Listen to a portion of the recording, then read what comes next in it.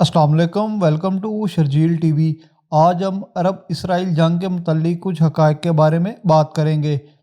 1948 کی عرب اسرائیل جنگ اس وقت شروع ہوئی جب 14 مئی 1948 کو اسرائیل کی ریاست کی آزادی کے اعلان کے بعد سابق فلسطینی مینڈیٹ میں 5 عرب ممالک نے سرزمین پر حملہ کیا۔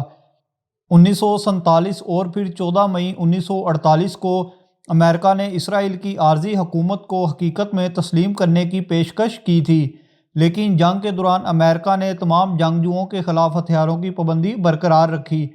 جھنڈا اٹھانا تصادم کے خاتمے کی علامت ہے۔ 19 نومبر 1947 کو اقوام متحدہ کی جنرل اسمبلی نے قرارداد 181 منظور کی، جسے تقسیم کی قرارداد بھی کہا جاتا ہے، جو مئی 1948 میں برطانیہ کے سابق فلسطینی مینڈیٹ کو یہودی اور عرب ریاستوں میں تقسیم کر دے گا۔ اقوام متحدہ کے زیر انتظام بین الاقوامی کنٹرول میں رہے گا۔ فلسطینی عربوں نے اس انتظام کو تسلیم کرنے سے انکار کر دیا، جسے وہ یہودیوں کے لیے سازگار اور عرب آبادی کے لیے ناانصافی سمجھتے تھے، جو تقسیم کے تحت یہودیوں کے علاقے میں رہیں گے۔ امریکہ نے اقوام متحدہ کی قرارداد کی حمایت کرتے ہوئے درمیانی راستہ تلاش کیا، بلکہ مشرق وسطیٰ میں عربوں اور یہودیوں کے درمیان مذاکرات کی بھی حوصلہ افزائی کی۔ اقوام متحدہ کی قرارداد نے فلسطین کے اندر یہودیوں اور عرب گروہوں کے درمیان تنازع کو جنم لیا۔ لڑائی فلسطین اور پڑوسی عرب ممالک کے رضاکاروں پر مشتمل عرب لبریشن آرمی کے مقامی یونٹ سے منسلک فلسطینی عربوں کے فاسد بینڈوں کے حملوں سے شروع ہوئی۔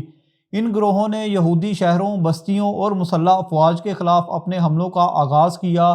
یہودی افواج فلسطین میں یہودی کمیونٹی کی زیر زمین ملیشیا، ہاگنا اور 2 چھوٹے فاسد گروپوں ارگن اور لہیو پر مشتمل تھی۔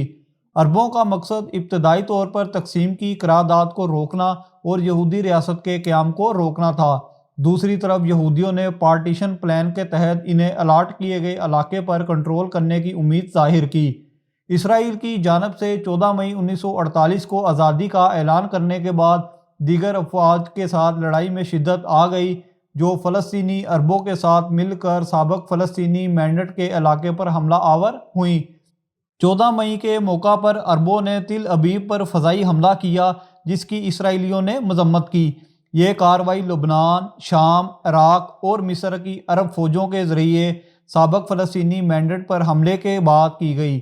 سعودی عرب نے ایک فارمیشن بھیجی جو مصر کی کمان میں لڑی۔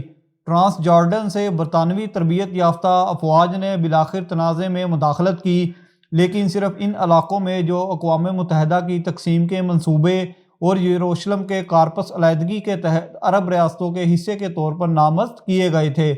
سخت لڑائی کے بعد اسرائیلی افواج، جو اب مشترکہ کمانڈ کے تحت ہیں، جارحیت حاصل کرنے میں کامیاب ہو گئیں۔ اگرچہ تنازع کے دوران اقوام متحدہ نے جو جنگ بندی کی، لیکن 1949 تک لڑائی جاری رہی۔ اسرائیل اور عرب ریاستیں فروری تک کسی بھی رسمی جنگ بندی کے معاہدے پر نہیں پہنچی۔ اسرائیل اور مصر، لبنان، ٹرانس جارڈن اور شام کی ہمسایہ ریاستوں کے درمیان الگ الگ معاہدوں کے تحت ان سرحدی ممالک نے رسمی طور پر جنگ بندی لائنوں پر اتفاق کیا۔ اسرائیل نے 1947 میں اقوام متحدہ کی قرارداد کے تحت فلسطینی عربوں کو پہلے دیے گئے کچھ علاقے حاصل کیے۔ مصر اور اردن نے بالترتیب غزہ کی پٹی اور مغربی کنارے پر اپنا کنٹرول برقرار رکھا۔ یہ جنگ بندی لائنیں 1967 تک جاری رہیں۔